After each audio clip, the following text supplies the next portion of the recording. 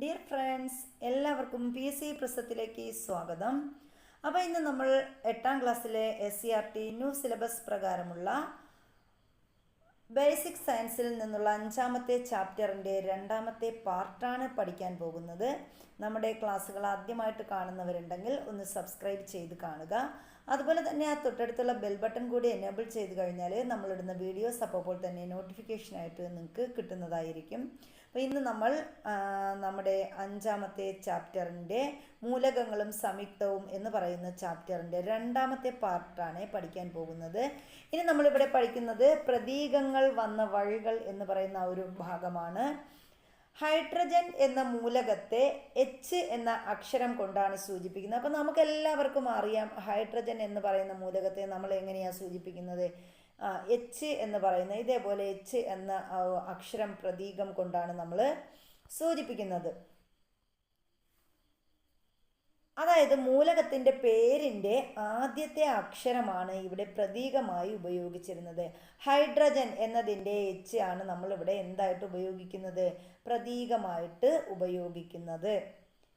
English പേരിൻ്റെ ആദ്യത്തെ അക്ഷരം പ്രതീകമായി ഉപയോഗിച്ചിരിക്കുന്ന മറ്റ് മൂലകങ്ങളെ പട്ടികപ്പെടുത്തിയിരിക്കുന്നത് ശ്രദ്ധിക്കുക. അപ്പോൾ ഇതേപോലെ ഹൈഡ്രജനെ പോലെ ഇംഗ്ലീഷ് പേരിൻ്റെ ആദ്യത്തെ അക്ഷരം പ്രതീകമായിട്ട് നൽകിയിട്ടുള്ള മറ്റ് മൂലകങ്ങളുണ്ട്.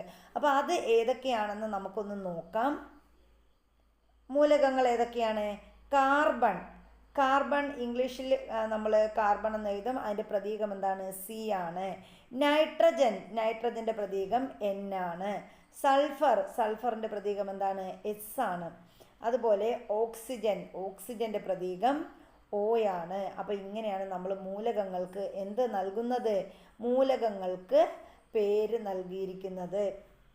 ഇനി നോക്കാം. ഹീലിയം എന്ന മൂലകത്തെ സൂചിപ്പിക്കുന്നതിന് He പ്രതീകമായി ഉപയോഗിക്കുന്നു. അപ്പോൾ ഹൈഡ്രജന് നമ്മൾ H കൊടുത്തു. അപ്പോൾ ഹീലിയം വന്നപ്പോൾ നമ്മൾ എന്ത് ചെയ്തു? He ആണ് നൽകിയത്. ഹീലിയത്തിന് He എന്ന പ്രതീകമാണ് നമ്മൾ കൊടുക്കുന്നത്. ഇംഗ്ലീഷ് പേരിൻ്റെ ആദ്യ അക്ഷരം മാത്രമല്ല ഇവിടെ ഉപയോഗിച്ചിരിക്കുന്നത്. എന്തായിരിക്കും കാരണം? അപ്പോൾ നമ്മൾ ഇവിടെ നോക്കുമ്പോൾ എന്താണ്, Hഉം ഉണ്ട്, ഹീലിയത്തിന് Eയും ഉണ്ട്. അപ്പോൾ ഒന്നാമത്തെ ലെറ്ററും രണ്ടാമത്തെ ലെറ്ററും ഇവിടെ നമ്മൾ പ്രതീകമായി കൊടുക്കുന്നു അല്ലേ. അപ്പോൾ അതിനുള്ള പ്രധാന കാരണം എന്താണ്? ചില പ്രതീകങ്ങൾ ഒരേപോലെ വരും. ഇപ്പോൾ ഹൈഡ്രജൻ H മാത്രമായ ഹൈഡ്രജനും H ആണ്. അപ്പോൾ അവിടെ ഒരു കൺഫ്യൂഷൻ വരും. അതുകൊണ്ടാണ് ഇവിടെ നമ്മൾ He എന്ന് കൊടുത്തിരിക്കുന്നത്. ഇംഗ്ലീഷ് പേരിൻ്റെ ആദ്യ അക്ഷരത്തോടൊപ്പം മറ്റൊരു അക്ഷരം കൂടി ഉപയോഗിച്ചും മൂലകങ്ങളെ സൂചിപ്പിക്കാറുണ്ട്. രണ്ടക്ഷരങ്ങൾ ഉള്ള പ്രതീകങ്ങൾ ഉപയോഗിക്കുന്നതിന് കൂടുതൽ ഉദാഹരണങ്ങൾ നോക്കാൻ പറഞ്ഞിട്ടുണ്ട്. ഇനി നമ്മൾ രണ്ടക്ഷരങ്ങൾ ഉള്ള പ്രതീകങ്ങൾ ഉപയോഗിക്കുന്നതിനെ കുറിച്ചാണ് നോക്കുന്നത്. അതിൽ ചില മൂലകങ്ങൾ ഇവിടെ തന്നിട്ടുണ്ട്. അലൂമിനിയത്തിൻ്റെ ഇംഗ്ലീഷ് പേര് അലൂമിനിയം എന്ന് തന്നെയാണ്. അതിൻ്റെ പ്രതീകം എന്താണ്? Al ആണ് അലൂമിനിയത്തിൻ്റെ പ്രതീകം. അപ്പോൾ അലൂമിനിയത്തിന് ആദ്യത്തെ അക്ഷരങ്ങൾ Al അങ്ങനെയാണ് നമ്മൾ കൊടുക്കുന്നത്. ഇത് അലൂമിനിയം. അടുത്ത് വരുന്നത് ക്ലോറിനാണ്. ക്ലോറിന് നമ്മൾ കൊടുക്കുന്നത് ഏതക്ഷരമാണ്? ക്ലോറിന് കൊടുത്തിരിക്കുന്നത് ക്ലോറിൻ Cl ആണ് നമ്മൾ കൊടുത്തിരിക്കുന്നത് ക്ലോറിന്. അതായത് രണ്ടാമത്തെ അക്ഷരമല്ല, മൂന്നാമത്തെ അക്ഷരമാണ് നമ്മൾ കൊടുത്തിരിക്കുന്നത്. Cl എന്ന് പറയുമ്പം അതിൽ മൂന്നാമത്തെ അക്ഷരമാണ് വരുന്നത്. ഇനി ക്യൂറിയത്തിന് നമ്മൾ കൊടുത്തിരിക്കുന്നത് ക്യൂറിയം എന്നിങ്ങനെ എഴുതാം. Cm ആണ് നമ്മൾ കൊടുത്തിരിക്കുന്നത്. അപ്പോൾ Cm ആണ് ക്യൂറിയം എന്ന മൂലകത്തിന് Cm എന്ന പ്രതീകം നമ്മൾ കൊടുത്തു. ഇനി അടുത്തതാണ് കാൽഷ്യത്തിന് നമ്മൾ എന്താ കൊടുത്തിരിക്കുന്നത്? Ca എന്ന പ്രതീകമാണ് നമ്മൾ കാൽഷ്യത്തിന് കൊടുത്തിരിക്കുന്നത്. അപ്പോൾ ഇങ്ങനെയാണ് ഇംഗ്ലീഷ് അക്ഷരങ്ങൾ ഉപയോഗിച്ചുകൊണ്ട്, രണ്ടക്ഷരങ്ങൾ ഉപയോഗിച്ചുകൊണ്ടുള്ള മൂലകങ്ങൾക്ക് പ്രതീകം നൽകിയിരിക്കുന്നത്. ഇനി നോക്കിയേ, ഇംഗ്ലീഷ് പേരിലെ ആദ്യ അക്ഷരത്തോടൊപ്പം രണ്ടാമത്തെ അക്ഷരമോ മറ്റേതെങ്കിലും പ്രധാന അക്ഷരമോ ചെറിയ അക്ഷരത്തിൽ എഴുതുന്നു. അപ്പോൾ ഇവിടെ നമ്മൾ കണ്ടു അല്ലേ, ഇംഗ്ലീഷ് പേരിലെ ഒന്നിൽ ആദ്യ അക്ഷരം അല്ലെങ്കിൽ രണ്ടാമത്തെ അക്ഷരവും അതല്ല ഉണ്ടെങ്കിൽ വേറെ മറ്റേതെങ്കിലും ഒരു അക്ഷരം എന്ത് ചെയ്യുന്നു? സ്മാൾ ലെറ്ററിൽ നമ്മൾ ചെറിയ അക്ഷരത്തിൽ എഴുതുന്നു. കൂടുതൽ ഉദാഹരണങ്ങൾ കണ്ടെത്തി പട്ടിക വിപുലീകരിക്കാനും പറഞ്ഞിട്ടുണ്ട്. ഇനി നമ്മൾ നോക്കുന്നത് ചില മൂലകങ്ങൾക്ക് അവയുടെ ലാറ്റിൻ പേരിൽ നിന്നാണ് പ്രതീകങ്ങൾ സ്വീകരിച്ചിരിക്കുന്നത്. അപ്പം അങ്ങനെയുള്ള മൂലകങ്ങൾ ഏതൊക്കെയെന്നാണ് നമ്മൾ അടുത്ത് നോക്കാൻ പോകുന്നത്. ലാറ്റിൻ പേരിൽ നിന്നും പ്രതീകങ്ങൾ സ്വീകരിച്ച മൂലകങ്ങൾ, ഇവിടെ മൂലകങ്ങൾ തന്നിട്ടുണ്ട്, അതിൻ്റെ ലാറ്റിൻ പേര് തന്നിട്ടുണ്ട്, പ്രതീകവും തന്നിട്ടുണ്ട്. അപ്പോൾ ഇവിടെ നമ്മൾ നോക്കുന്നത് ആരെയൊക്കെയാണ്? സോഡിയത്തിൻ്റെ ലാറ്റിൻ പേര് നാട്രിയം എന്നാണ്. അപ്പോൾ സോഡിയത്തിൻ്റെ ലാറ്റിൻ പേരെന്താണ്? അതാണ് നാട്രിയം. നാട്രിയത്തിൻ്റെ പ്രതീകമാണ്, ആ നാട്രിയത്തിൻ്റെ Na ആണ് സോഡിയത്തിൻ്റെ പ്രതീകമായിട്ട് നമ്മൾ ഉപയോഗിക്കുന്നത്. അപ്പോൾ സോഡിയത്തിൻ്റെ ലാറ്റിൻ പേര് ഓർത്ത് വയ്ക്കുക, നാട്രിയം എന്നാണ്. അതിൻ്റെ പ്രതീകം Na ആണ്. ഇനി പൊട്ടാസ്യം വരുമ്പോൾ എന്താണ്? കാലിയമാണ്. പൊട്ടാസ്യത്തിൻ്റെ ലാറ്റിൻ പേരാണ് കാലിയം എന്നാണ് പൊട്ടാസ്യത്തിൻ്റെ ലാറ്റിൻ പേര്. അതിന് പ്രതീകം എന്താണ്? K ആണ് നമ്മൾ കൊടുക്കുന്നത്. അതുപോലെ ഇരുമ്പിൻ്റെ ലാറ്റിൻ പേരെന്താണ്? ഫെറം എന്നാണ്. ഇരുമ്പിൻ്റെ ലാറ്റിൻ പേരാണ് ഫെറമാണ് ഇരുമ്പിൻ്റെ ലാറ്റിൻ പേര്. അതിന് നമ്മൾ Fe അയൺ എന്ന് നമ്മൾ പറയുമല്ലേ, ഇരുമ്പ് ഫെറം Fe ആണ് കൊടുക്കുന്നത്. അപ്പോൾ ഫെറത്തിൻ്റെ Fe എന്ന പ്രതീകമാണ് നമ്മൾ കൊടുക്കുന്നത്. ഇനി സ്വർണത്തിൻ്റെ ലാറ്റിൻ പേര് ഓറം എന്നാണ്. സ്വർണത്തിൻ്റെ ലാറ്റിൻ പേര് ഓറം എന്നാണ് സ്വർണത്തിന് പറയുന്നത്. അതുകൊണ്ട് നമ്മളിവിടെ കൊടുക്കുന്ന പ്രതീകം Au എന്നതാണ്, Au. ഇനി കോപ്പറിൻ്റെ ലാറ്റിൻ പേരെന്താണ്? കുപ്രം എന്നാണ്. കുപ്രം. അപ്പോൾ കുപ്രം അതിൻ്റെ Cu ആണ് നമ്മൾ പ്രതീകമായിട്ട് എടുത്തിരിക്കുന്നത്. അപ്പോൾ ഇതാണ് നമ്മൾ പറഞ്ഞ മൂലകങ്ങളും ആ മൂലകങ്ങളുടെ ലാറ്റിൻ പേരും പറഞ്ഞു, അതിന് നൽകിയിരിക്കുന്ന പ്രതീകങ്ങളും നമ്മൾ പഠിച്ചു. അപ്പോൾ സോഡിയം നാട്രിയമാണ്, പൊട്ടാസ്യം ആണെങ്കിൽ കാലിയം, ഇരുമ്പാണെങ്കിൽ ഫെറം, സ്വർണത്തിന് ഓറം, കോപ്പറിനാണെങ്കിലോ കുപ്രം എന്നിങ്ങനെയാണ് നമ്മൾ പഠിച്ചത്. ഇനി നമ്മൾ നോക്കിയേ, ഇനി മൂലകങ്ങൾക്ക് പേര് വന്ന വഴികളാണ് നമ്മൾ നോക്കാൻ പോകുന്നത്. മൂലകങ്ങൾക്ക് എങ്ങനെയാണ് പേര് വന്നത്? ഫ്രാൻസിയം, ഐൻസ്റ്റീനിയം എന്നീ മൂലകങ്ങളുടെ പേര് കേൾക്കൂ. അപ്പോൾ ഇവിടെ എന്താ പേര്? ഫ്രാൻസിയം. അപ്പോൾ ഈ ഫ്രാൻസിയം എന്ന് കേൾക്കുമ്പോൾ തന്നെ നമുക്ക് പെട്ടെന്നൊരു രാജ്യം ഓർമ്മ വരും അല്ലേ? ഏത് രാജ്യമാണ്? ഫ്രാൻസിന് ഓർമ്മ വരും. അപ്പോൾ ഫ്രാൻസിയം. ഐൻസ്റ്റീനിയം എന്ന് കേൾക്കുമ്പോൾ നമുക്ക് ആദ്യം ഓർമ്മ വരുന്ന ആരെയാ? ആൽബർട്ട് ഐൻസ്റ്റീനെയാണ് ഓർമ്മ വരുന്നത്. അപ്പോൾ ഈ മൂലകങ്ങളുടെ പേര് കേൾക്കുമ്പോൾ ഫ്രാൻസ് എന്ന രാജ്യത്തെയും ഐൻസ്റ്റൈൻ എന്ന ശാസ്ത്രജ്ഞനെയും ഓർമ്മ വരുന്നില്ലേ? തീർച്ചയായിട്ടും നമുക്ക് ഓർമ്മ വരുന്നു അല്ലേ? അപ്പോൾ രാജ്യം, ശാസ്ത്രജ്ഞൻ എന്നിവ മാത്രമല്ല, രാജ്യവും ശാസ്ത്രജ്ഞനും അവ രണ്ടും മാത്രമല്ല, മറിച്ച് എന്തൊക്കെയാണ്? നിറം, അതുപോലെ ഗ്രഹം, ഉപഗ്രഹം, വൻകര തുടങ്ങിയവയുമായി ബന്ധപ്പെട്ടും മൂലകങ്ങൾക്ക് പേര് നൽകിയിട്ടുണ്ട്. അപ്പോൾ നിറമായി ബന്ധപ്പെട്ട് ഗ്രഹങ്ങളുടെ പേര്, ഉപഗ്രഹങ്ങളുടെ പേര്, വൻകരകളുടെ പേരൊക്കെ ആർക്ക് നൽകിയിട്ടുണ്ട്?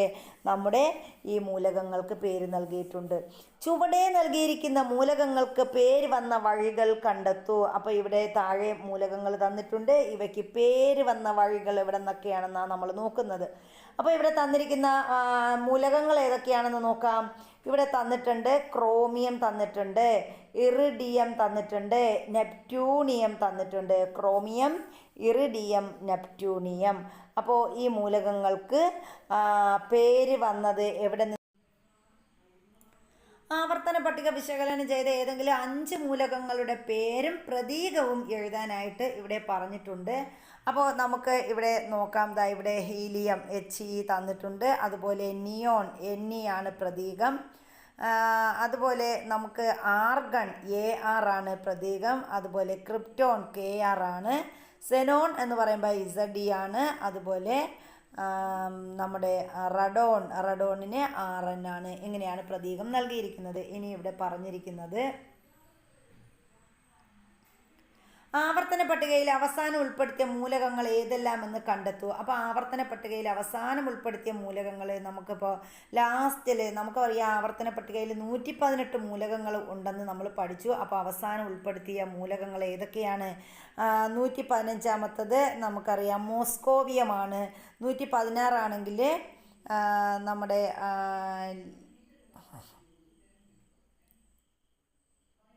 ലിവോമോണിയമാണ്. ലിവോമോണിയം. അതുപോലെ 117ാമത്തത് ടെന്നസിൻ.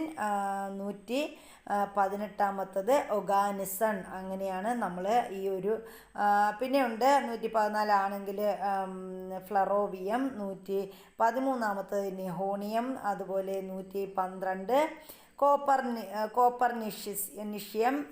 അങ്ങനെ നമുക്ക് ഓരോ കോപ്പർനിക്കസിൻ്റെ പേരിൽ കൊടുത്തിരിക്കുന്ന കോപ്പർനിഷ്യം, അതുപോലെ നിഹോണിയം, ഫ്ലറോവിയം, മോസ്കോവിയൊക്കെ മോസ്കോ, റഷ്യയിലെ ആ ഒരു നഗരത്തിൻ്റെ പേര് മോസ്കോവിയം. അങ്ങനെയാണ് കൊടുത്തിരിക്കുന്നത്. ലിവേൺമാറിയം അങ്ങനെ കൊടുത്തിട്ടുണ്ട് ഓരോന്ന്.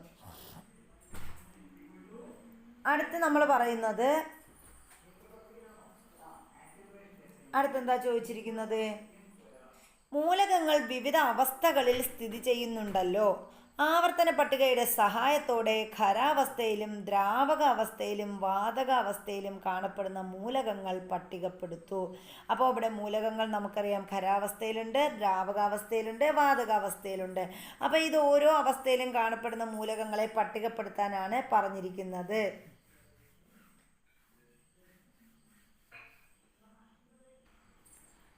99% മൂലകങ്ങളും, അതായത് ലോഹങ്ങൾ ഉൾപ്പെടെയുള്ള 99% മൂലകങ്ങളും നമുക്കറിയാം എന്താണ്, ഖരാവസ്ഥയിലാണ്. ഇപ്പോൾ ഉദാഹരണം നമുക്ക് പറയുകയാണെങ്കിൽ സ്വർണം, വെള്ളി, ചെമ്പ്, സോഡിയം, പൊട്ടാസ്യം ഇങ്ങനെയുള്ള ലോഹങ്ങൾ എല്ലാം, സിങ്ക്, കോപ്പർ, ഇതെല്ലാം എന്താണ്, നമ്മുടെ ഖരാവസ്ഥയിലുള്ള മൂലകങ്ങൾക്ക് ഉദാഹരണമാണ്. ഇനി ദ്രാവക അവസ്ഥയിൽ പറയുമ്പോൾ നമ്മൾ പ്രധാനമായിട്ടും പറയുന്നത് ആരെയൊക്കെയാണ്? മെർക്കുറി,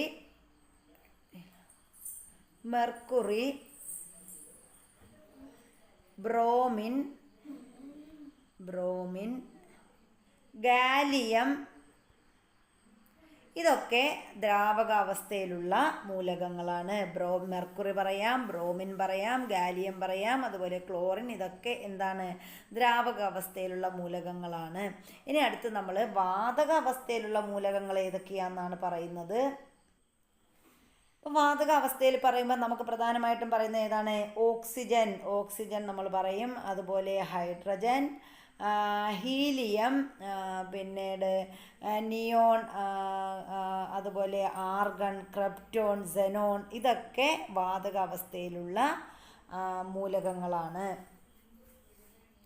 ഇനി മനുഷ്യനിർമ്മിത മൂലകങ്ങൾ, കൃത്രിമ മൂലകങ്ങൾ എന്നിവ ആവർത്തന പട്ടികയുടെ സഹായത്തോടെ കണ്ടെത്താനും പറഞ്ഞിട്ടുണ്ട്. മൂലക വർഗീകരണത്തിനുള്ള ആദ്യകാല ശ്രമങ്ങളെക്കുറിച്ചാണ് അടുത്ത് നമ്മൾ പറയാൻ പോകുന്നത്. നിരവധി ശാസ്ത്രജ്ഞരുടെ ശ്രമഫലമായാണ് നാം ഇന്ന് ഉപയോഗിക്കുന്ന ആധുനിക ആവർത്തന പട്ടികയിലേക്ക് എത്തിച്ചേർന്നിട്ടുള്ളത്. മൂലക വർഗീകരണത്തിൻ്റെ ആദ്യകാലത്തെ വിവിധ ശാസ്ത്രജ്ഞരുടെ സംഭാവനകളാണ് ഇനി നമ്മൾ പഠിക്കാൻ പോകുന്നത്. അപ്പോൾ മൂലക വർഗീകരണത്തിനുള്ള ആദ്യകാല ശ്രമങ്ങൾ നടത്തിയവരിൽ ഒരാളാണ് ലാവോസിയ. അപ്പോൾ ലാവോസിയെക്കുറിച്ച് പറയുകയാണെങ്കിൽ എന്താണ്, നമ്മുടെ അൻഡോയിൻ ലാവോസിയാണ്. അപ്പോൾ അദ്ദേഹം മൂലക വർഗീകരണത്തിനുള്ള ആദ്യകാല ശ്രമം നടത്തിയവരിൽ ഒരാളാണ്. ആര്? ലാവോസിയ എന്ന് പറയുന്നത്. അദ്ദേഹം അന്ന് അറിയപ്പെട്ടിരുന്ന മൂലകങ്ങളെ ലോഹങ്ങൾ, അലോഹങ്ങൾ എന്നിങ്ങനെ വർഗീകരിച്ചു. അപ്പോൾ ഇങ്ങനെ ഒരു ചോദ്യം വരാം, മൂലകങ്ങളെ ലോഹങ്ങൾ, അലോഹങ്ങൾ എന്നിങ്ങനെ വേർതിരിച്ച ശാസ്ത്രജ്ഞനാര്? ആരാണ്? ലാവോസിയ. അൻഡോയിൻ ലാവോസിയാണ് മൂലകങ്ങളെ ലോഹങ്ങളെന്നും അലോഹങ്ങളെന്നും തരംതിരിച്ചത്. അപ്പോൾ അങ്ങനെ അദ്ദേഹം മൂലക വർഗീകരണത്തിനുള്ള ആദ്യകാല ശ്രമം നടത്തിയവരിൽ ഒരാളായി മാറി. ഇനി നമ്മൾ പറയുന്ന ആരാണ്? ഡൊബറൈനർ. ഇദ്ദേഹമാണ് ഡൊബറൈനർ എന്ത് ചെയ്തു? അദ്ദേഹവും മൂലകങ്ങളെ സമാന ഗുണങ്ങളുള്ള 3 വീതമുള്ള ഗ്രൂപ്പുകളാക്കി തിരിച്ചു. അപ്പോൾ ഡൊബറൈനർ എന്ത് ചെയ്തു? മൂലകങ്ങളെ സമാന ഗുണങ്ങളുള്ള 3 വീതമുള്ള ഗ്രൂപ്പുകളാക്കി തിരിച്ചു. ഈ ഗ്രൂപ്പുകൾ അറിയപ്പെട്ടിരുന്നത് 3 വീതമല്ലേ, അപ്പോൾ അത് ത്രികങ്ങൾ എന്ന പേരിലാണ് അറിയപ്പെട്ടത്. അപ്പോൾ ഇങ്ങനെ ചോദിക്കാം, ഗ്രൂപ്പുകൾ, അതായത് മൂലകങ്ങളെ ത്രികങ്ങൾ എന്ന ഗ്രൂപ്പുകളാക്കി തരംതിരിച്ചത് ആരാ? ഡൊബറൈനറാണ്. അദ്ദേഹം എന്തിൻ്റെ അടിസ്ഥാനത്തിലാണ് മൂലകങ്ങളെ തരംതിരിച്ചത്? സമാന ഗുണങ്ങളുള്ള 3 വീതമുള്ള ഗ്രൂപ്പാക്കിയാണ് ഡൊബറൈനർ മൂലകങ്ങളെ ത്രികങ്ങളായിട്ട് തരംതിരിച്ചത്. ത്രികങ്ങളിൽ മധ്യത്തിലുള്ള മൂലകത്തിൻ്റെ അറ്റോമിക മാസ് മറ്റ് 2 മൂലകങ്ങളുടെ അറ്റോമിക മാസിൻ്റെ ഏകദേശ ശരാശരിയാണെന്ന് അദ്ദേഹം സ്ഥാപിച്ചു. അപ്പോൾ അദ്ദേഹം ത്രികങ്ങൾ കണ്ടുപിടിച്ചു. ത്രികങ്ങളിൽ അദ്ദേഹം പറഞ്ഞു എന്ത്? ത്രികങ്ങളിൽ മധ്യത്തിലുള്ള മൂലകത്തിൻ്റെ അറ്റോമിക മാസ് മറ്റ് 2 മൂലകങ്ങളുടെ അറ്റോമിക മാസിൻ്റെ ഏകദേശ ശരാശരിയാണെന്ന് കണ്ടുപിടിച്ചത് ആരാണ്? ഡൊബറൈനറാണ്. എന്നാൽ ഏതാനും മൂലകങ്ങളെ മാത്രമാണ് ഈ രീതിയിൽ വർഗീകരിക്കാൻ അദ്ദേഹത്തിന് കഴിഞ്ഞത്. ആർക്ക് കഴിഞ്ഞത്? ഡൊബറൈനർക്ക് കഴിഞ്ഞത്. അപ്പം മൂലകങ്ങളെ സമാന ഗുണങ്ങളുള്ള 3 ഗ്രൂപ്പുകളാക്കി അല്ലെങ്കിൽ ത്രികങ്ങളാക്കി തിരിച്ചത് ആര് എന്ന് ചോദിച്ചാൽ അതിന് ഉത്തരം ആരാണ്? ഡൊബറൈനറാണ്. അദ്ദേഹത്തിൻ്റെ മൂലകങ്ങളുടെ പ്രത്യേകത എന്താണ്? മൂലകത്തിൻ്റെ ത്രികങ്ങളിൽ മധ്യത്തിലുള്ള മൂലകത്തിൻ്റെ അറ്റോമിക മാസ് മറ്റ് 2 മൂലകങ്ങളുടെ അറ്റോമിക മാസിൻ്റെ ഏകദേശ ശരാശരി ആണ് എന്ന് ആര് വാദിച്ചു? ആര് സ്ഥാപിച്ചു? ഡൊബറൈനർ സ്ഥാപിച്ചു. പക്ഷെ അദ്ദേഹത്തിൻ്റെ പോരായ്മ എന്താണ്? ഏതാനും മൂലകങ്ങളെ മാത്രമേ ഈ രീതിയിൽ വർഗീകരിക്കാൻ ആർക്ക് സാധിച്ചുള്ളൂ? ഈ ഡൊബറൈനർക്ക് സാധിച്ചുള്ളൂ. ഇനി നമ്മൾ പറയുന്നത് അങ്ങനെ ഡൊബറൈനർ തരംതിരിച്ച മൂലകങ്ങളാണ് ഇവിടെ പറഞ്ഞിരിക്കുന്നത്. മൂലകങ്ങൾ ഏതൊക്കെയാണ്? Lithium, sodium, potassium. അപ്പം ലിഥിയം, സോഡിയം, പൊട്ടാസ്യം എന്നീ മൂലകങ്ങൾ അവയുടെ അറ്റോമിക മാസത്തിലാണ്. ലിഥിയത്തിൻ്റേത് 7 ആണ്, സോഡിയത്തിൻ്റെ അറ്റോമിക മാസ് 23, പൊട്ടാസ്യത്തിൻ്റേത് എത്രയാ? 39. ഇനി അതുപോലെ വീണ്ടും ഏതാണ്? കാൽസ്യം,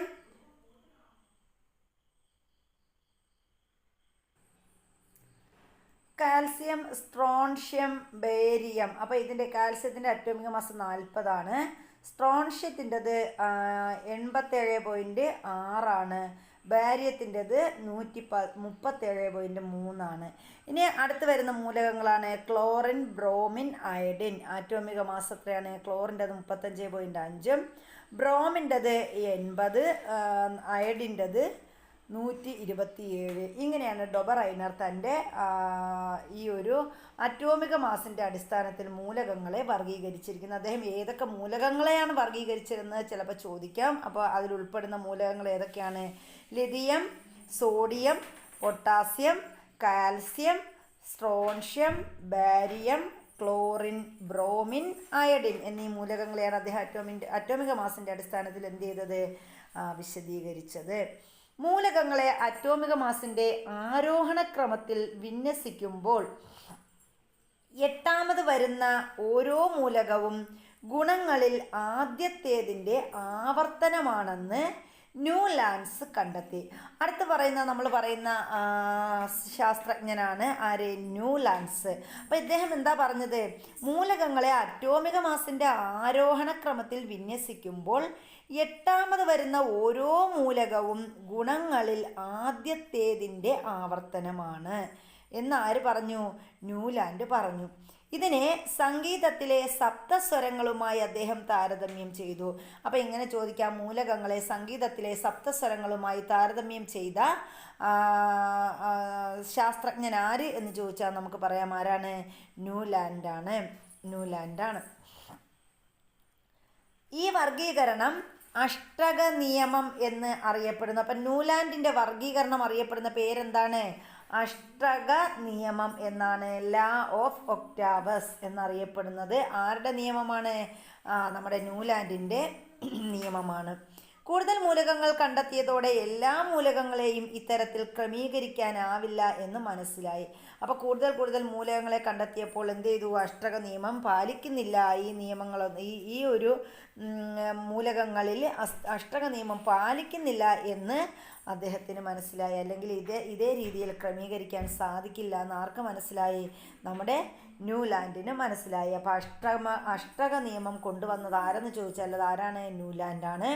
അദ്ദേഹം എങ്ങനെയാണ് മൂലകങ്ങളെ അറ്റോമിക മാസിൻ്റെ ആരോഹണക്രമത്തിൽ വിന്യസിച്ചത്?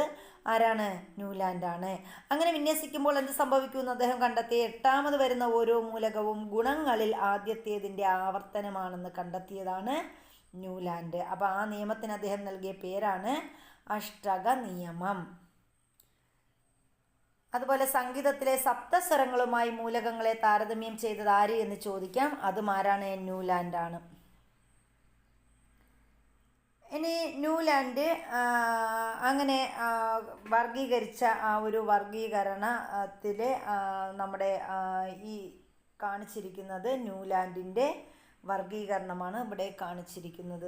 ഈ കാണുന്നത് ന്യൂലാൻഡിൻ്റെ വർഗീകരണമാണ്. ഇനി മെൻഡലിഫ് എന്ന ശാസ്ത്രജ്ഞൻ അതുവരെ അറിയപ്പെട്ടിരുന്ന 63 മൂലകങ്ങളെ അവയുടെ അറ്റോമിക മാസിൻ്റെ ആരോഹണ ക്രമത്തിൽ വിന്യസിച്ച് ഒരു പട്ടിക തയ്യാറാക്കി. അപ്പോൾ ഇതൊക്കെ കഴിഞ്ഞപ്പോൾ ആര് വന്നു?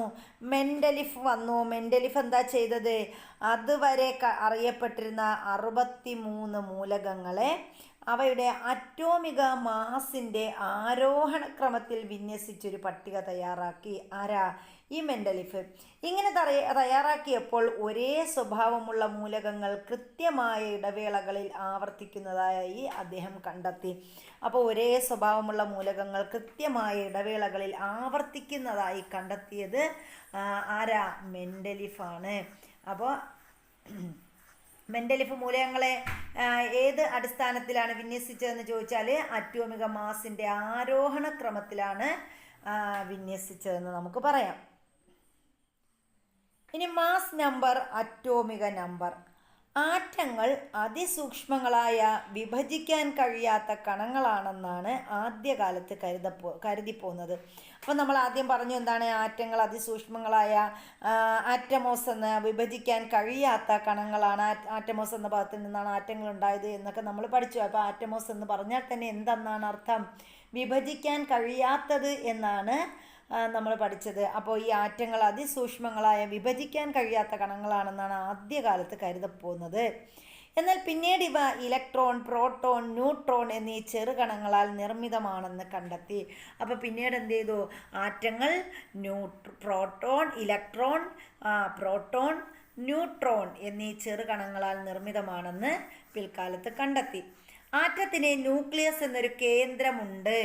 വളരെ വലിപ്പം കുറഞ്ഞ ഈ ന്യൂക്ലിയസിലാണ് പ്രോട്ടോണുകളും ന്യൂട്രോണുകളും കാണപ്പെടുന്നത്. അപ്പോൾ ആറ്റത്തിൻ്റെ കേന്ദ്രം ഏതാണ്? ന്യൂക്ലിയസ് ആണ്. ആറ്റത്തിൻ്റെ ന്യൂക്ലിയസിൽ കാണപ്പെടുന്നത് എന്തൊക്കെയാണ്?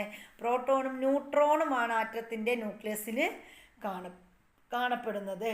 ഇലക്ട്രോണുകൾ ന്യൂക്ലിയസിന് ചുറ്റും കാണപ്പെടുന്നു. അപ്പോൾ ഇലക്ട്രോണുകൾ എന്ത് ചെയ്യുന്നു? ന്യൂട്രോണിന് ചുറ്റുമാണ് കാണപ്പെടുന്നത്. ന്യൂക്ലിയസിന് ചുറ്റുമാണ് ഇലക്ട്രോണുകൾ കാണപ്പെടുന്നത്. പ്രോട്ടോണുകളുടെ ചാർജ് പോസിറ്റീവും ഇലക്ട്രോണുകളുടെ ചാർജ് നെഗറ്റീവും ആണ്. അപ്പോൾ പ്രോട്ടോണിൻ്റെ ചാർജാണ് പോസിറ്റീവ്, ഇലക്ട്രോണിൻ്റെ ചാർജ് എന്താണ്? നെഗറ്റീവാണ്. ചാർജ് ഇല്ലാത്ത കണം അപ്പോൾ അവിടെ ഒരാളുണ്ട്, അതാണ് ന്യൂട്രോൺ. അപ്പോൾ ന്യൂട്രോണിന് എന്ത് ചാർജ് എന്ന് ചോദിച്ചാൽ എന്താണ്? ചാർജ് ഇല്ല. ഒരാറ്റത്തിലെ പ്രോട്ടോണുകളുടെ എണ്ണം അതിൻ്റെ അറ്റോമിക നമ്പറായി പരിഗണിക്കുന്നു. അപ്പോൾ ഒരാറ്റത്തിലെ പ്രോട്ടോണുകളുടെ എണ്ണത്തെയാണ് അതിൻ്റെ അറ്റോമിക നമ്പറായി പരിഗണിക്കുന്നത്. പ്രോട്ടോണുകളുടെയും ന്യൂട്രോണുകളുടെയും ആകെ എണ്ണമാണ് മാസ് നമ്പർ. അപ്പം നമ്മൾ എന്താ പറഞ്ഞത്? ആറ്റത്തിലെ നമ്മുടെ പ്രോട്ടോണുകളുടെ എണ്ണം അതിനെ നമ്മൾ എങ്ങനെ കണക്കാക്കുന്നു? അറ്റോമിക നമ്പറായി പരിഗണിക്കുന്നു. ആറ്റത്തിലെ പ്രോട്ടോണുകളുടെ എണ്ണത്തെ നമ്മൾ അതിൻ്റെ അറ്റോമിക നമ്പറായി പരിഗണിക്കും. ഇനി പ്രോട്ടോണുകളുടെയും ന്യൂട്രോണുകളുടെയും ആകെ എണ്ണമാണ് എന്തെന്ന് പറയുന്നത്? Mass number. ഒരാറ്റത്തിലെ പ്രോട്ടോണുകളുടെ എണ്ണം ഇലക്ട്രോണുകളുടെ എണ്ണത്തിന് തുല്യമായിരിക്കും. അപ്പോൾ ഒരാറ്റത്തിലെ ഇതൊക്കെ സ്റ്റേറ്റ്മെൻ്റ് ആയിട്ട് ഓരോ വരികളും വീണ്ടും വീണ്ടും നിങ്ങൾ എന്ത് ചെയ്യുക? 1-2 പ്രാവശ്യം കേട്ട് നോക്കുക. അപ്പോൾ നമുക്ക് കൂടുതൽ മനസ്സിലാകും. ഇനി മെൻഡലിഫിൻ്റെ ആവർത്തന നിയമം അഥവാ പീരിയോഡിക് ലായെ കുറിച്ചാണ് നമ്മൾ പറയുന്നത്. മൂലകങ്ങളുടെ രാസഭൗതിക ഗുണങ്ങൾ അവയുടെ അറ്റോമിക മാസിൻ്റെ ആവർത്തന ഫലങ്ങളാണ്. അപ്പോൾ മൂലകങ്ങളുടെ രാസഭൗതിക ഗുണങ്ങൾ എങ്ങനെയാണ്? അവയുടെ അറ്റോമിക മാസിൻ്റെ ആവർത്തന ഫലങ്ങളാണ് എന്ന് പറഞ്ഞത് ആരാ? മെൻഡലിഫാണ്. മെൻഡലിഫിൻ്റെ ആവർത്തന പട്ടികയാണ് ചിത്രത്തിൽ കൊടുത്തിരിക്കുന്നത്. അപ്പോൾ ഈ മെൻഡലിഫിൻ്റെ ആവർത്തന പട്ടികയാണ് ഇവിടെ ചിത്രത്തിൽ തന്നിരിക്കുന്നത്. അപ്പോൾ ഇവിടെ എന്താ പറഞ്ഞിരിക്കുന്നത്? ഈ പട്ടികയിലെ വിലങ്ങനെയുള്ള നിരകളെ പീരിയോഡുകൾ എന്നും കുത്തനെയുള്ള വരികളെ ഗ്രൂപ്പുകൾ എന്നും വിളിക്കാം. അപ്പോൾ ഗ്രൂപ്പുകൾ എന്ന് പറയുമ്പം എന്താണ്? ഇങ്ങനെ പോകുന്നതാണ് ഗ്രൂപ്പുകൾ. ഇനി ഇങ്ങനെ പോകുന്ന ഈ ഒരു ഇതിനെ പട്ടിക നമ്മൾ എന്തെന്ന് പറയും? പീരിയോഡ്സ് എന്ന് പറയും. ഇങ്ങനെ പോകുന്നത് പീരിയോഡ്സും ഇങ്ങനെ താഴോട്ട് പോകുന്നത് എന്തുമാണ്? ഗ്രൂപ്പുകളുമാണ്. അപ്പോൾ മെൻഡലീഫിൻ്റെ ആവർത്തന പട്ടികയെ നമ്മൾ ചിത്രത്തിൽ കണ്ടു. പട്ടികയിൽ വിലങ്ങനെയുള്ള നിരകളെ നമ്മൾ പീരിയോഡുകളെന്ന് പറയും. കുത്തനെയുള്ളവയെ നമ്മൾ എന്തെന്ന് പറയും? ഗ്രൂപ്പുകളെന്നും വിളിക്കാം. ഗ്രൂപ്പുകളിലെ മൂലകങ്ങൾ രാസ സ്വഭാവങ്ങളിൽ സമാനത പ്രകടിപ്പിക്കുന്നു. അപ്പോൾ ഈ ഗ്രൂപ്പുകളിലെ മൂലകങ്ങൾക്ക് രാസ സ്വഭാവങ്ങളിൽ എന്തുണ്ട്? സമാനത പ്രകടിപ്പിക്കുന്നവയാണ്. ഇനി ഇതാണ് നമ്മുടെ മെൻഡലീഫിൻ്റെ ആവർത്തന പട്ടിക എന്ന് പറയുന്നത്. ഇത് കണ്ടോ, ഗ്രൂപ്പിൻ്റെ അടിസ്ഥാനത്തിലും പീരിയോഡിൻ്റെ അടിസ്ഥാനത്തിലുമാണ് അദ്ദേഹം ഇതിനെ തരംതിരിച്ചിരിക്കുന്നത്. ഇനി അവിടെ അദ്ദേഹം എന്ത് ചെയ്തിരിക്കുന്നു? അവിടെ വിടവുകൾ കാണാം അല്ലേ? അപ്പോൾ ഓരോ മൂലകങ്ങൾ ഇനി അങ്ങോട്ട് കണ്ടുപിടിക്കും, അങ്ങനെ അതിനൊക്കെ ഉള്ളതാണ് അവിടെ വിടവുകൾ വന്നിരിക്കുന്നത്. ഇനി മെൻഡലീഫിൻ്റെ ആവർത്തന പട്ടികയുടെ സവിശേഷതകൾ, ആ പീരിയോഡിൻ്റെ സവിശേഷതകൾ എന്തൊക്കെയാണെന്ന് നോക്കാം. അറ്റോമിക മാസിൻ്റെ ആരോഹണക്രമത്തിലാണ് മൂലകങ്ങളെ വർഗീകരിച്ചത്. ഇപ്പം മെൻഡലീഫ് എന്ത് ചെയ്തു? അറ്റോമിക മാസിൻ്റെ ആരോഹണക്രമത്തിലാണ് മൂലകങ്ങളെ മെൻഡലീഫ് വർഗീകരിച്ചത്. അറിയപ്പെടാതിരുന്ന മൂലകങ്ങൾക്കായുള്ള കളങ്ങൾ ഒഴിച്ചിടുകയും അവയുടെ ഗുണങ്ങൾ പ്രവചിക്കുകയും ചെയ്തു. അപ്പോൾ ഇനി അറിയപ്പെടാൻ ഒരുപാട് കണങ്ങളുണ്ടെന്ന് അദ്ദേഹത്തിന് അറിയാമായിരുന്നു. അതിന് വേണ്ടിയിട്ടാണ് നമ്മൾ ഇവിടെ കണ്ടോ, ഇവിടെ ഒരുപാട് കോളങ്ങൾ ഒഴിച്ചിട്ടിട്ടുണ്ട്. അതെന്തിനു വേണ്ടിയിട്ടാണ്? ഇനിയും അറിയപ്പെടാത്ത ഒരുപാട് മൂലകങ്ങൾ കണ്ടെത്താനുണ്ട്. അതിനു വേണ്ടിയിട്ടാണ് ആ ഒരു കളങ്ങൾ അദ്ദേഹം ഒഴിച്ചിട്ടത്. അവയുടെ ഗുണങ്ങൾ പ്രവചിക്കുകയും ചെയ്തു. ഇനി അടുത്തെന്താണ്? സമാന ഗുണങ്ങളുള്ള മൂലകങ്ങൾ ഒരേ ഗ്രൂപ്പിൽ വരത്തക്ക വിധം വർഗീകരിച്ചത് മൂലകങ്ങളെയും അവയുടെ സംയുക്തങ്ങളെയും കുറിച്ചുള്ള പഠനം എളുപ്പമാക്കി. അപ്പോൾ സമാന ഗുണങ്ങളുള്ള മൂലകങ്ങൾ എന്ത് ചെയ്തു? ഒരേ ഗ്രൂപ്പിൽ വരത്തക്ക വിധം വർഗീകരിച്ചാണ് ആര് ചെയ്തിരിക്കുന്നത്? മൂലകങ്ങളെയും അവയുടെ സംയുക്തങ്ങളെയും കുറിച്ചുള്ള പഠനം ഇത് എളുപ്പമാക്കി നമ്മുടെ മെൻഡലീഫിൻ്റെ. അപ്പം മെൻഡലീഫ് സമാന ഗുണങ്ങളുള്ള മൂലകങ്ങളെ ഒരേ ഗ്രൂപ്പിൽ വരത്തക്ക വിധം വർഗീകരിച്ചു. ഇതെന്ത് ചെയ്തു? മൂലകങ്ങളെയും അവയുടെ സംയുക്തങ്ങളെയും കുറിച്ചുള്ള പഠനം എളുപ്പമാക്കി. ഇനി അടുത്ത പോയിന്റ് എന്താ?